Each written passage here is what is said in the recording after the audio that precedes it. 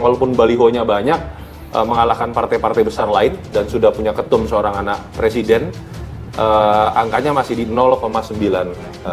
Jadi harus lebih semangat lagi Kaesang sepertinya nih, keliling-keliling, termasuk memasang baliho dirinya dan ayahnya, karena kalau kita baca di sini masih jauh sekali dari target angka untuk lolos di parliamentary threshold. Terkait suara PSI yang masih tetap konsisten menjadi partai 0,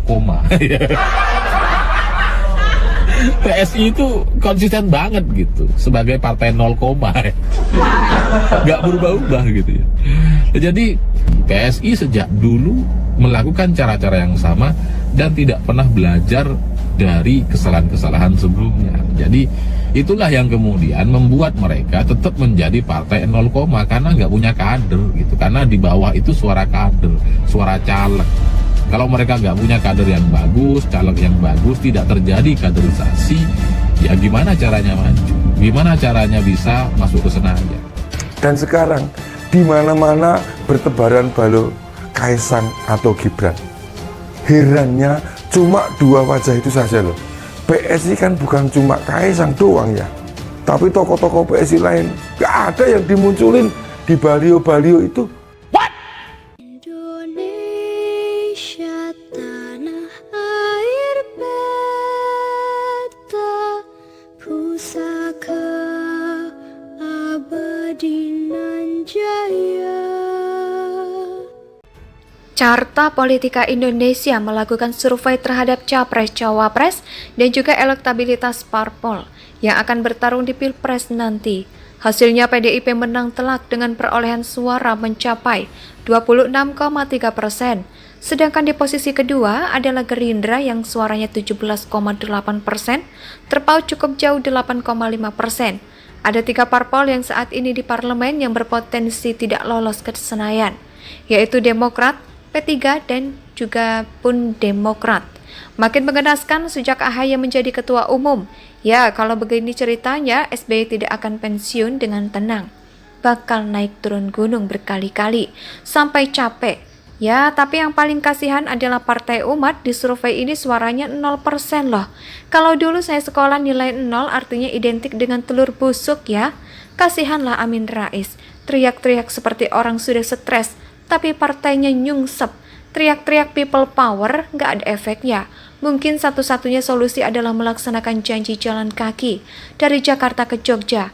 Siapa tahu rakyat jadi terharu dan elektabilitas Partai Umat bisa melejit sampai 45%. Lalu bagaimana dengan PSI? Beberapa waktu yang lalu saya sempat melihat tweetan pembela PSI yang surveinya naik.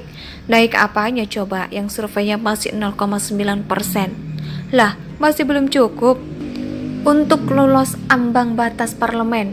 Direktur Eksekutif Carta Politika Indonesia Yunarto Wijaya mengomentari secara khusus elektabilitas PSI. Ada PSI ya, walaupun balihonya banyak mengalahkan partai-partai besar dan sudah punya ketua umum seorang anak presiden, angkanya masih 0,9%. Kata dia, si balihonya Kaesang dan PSI memang menjamur di mana-mana. Kebanyakan di tempat yang tidak seharusnya di kota. Saya aja baliho itu cuma modal 2 batang kayu, lalu disandarkan ke tiang listrik. Kemana aja taman kecil atau tiang-tiang utilitas, jumlahnya memang mengalahkan baliho-baliho partai lain. Nah, Yunarto menilai Kaesang harus lebih rajin lagi berkeliling ke wilayah-wilayah di Indonesia.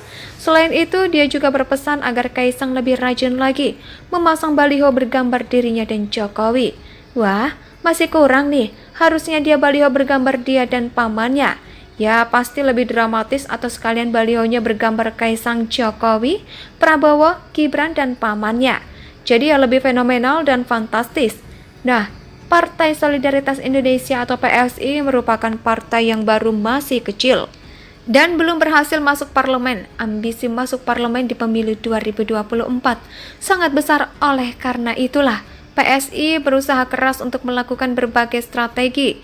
Strategi paling ekstrim yang dilakukan PSI adalah menunjuk Kaesang Pangarep yang baru masuk PSI 2 hari jadi ketua umum. Kaesang merupakan putra bungsu Presiden Jokowi dan diharapkan tuah Jokowi bisa menempel pada diri Kaesang. Lalu sejauh mana beberapa besar dampak yang dihasilkan efek dari Kaisang di PSI? Ternyata sampai sekarang hasilnya jauh dari kata memuaskan loh. Lembaga survei Carta Politika Indonesia merilis survei elektabilitas partai politik di pemilu 2024. Hasilnya ya PDIP berada di posisi teratas, dibuntuti Gerindra, Golkar, PKB, dan juga Nasdem. Hasil ini memang menunjukkan bahwa status Ketua Umum PSI Sang Kaisang Pangarep sebagai anak Presiden Jokowi tidak cukup untuk mengangkat elektabilitas partai. Walaupun balionya banyak mengalahkan partai-partai besar lain dan sudah punya ketua umum, anak presiden.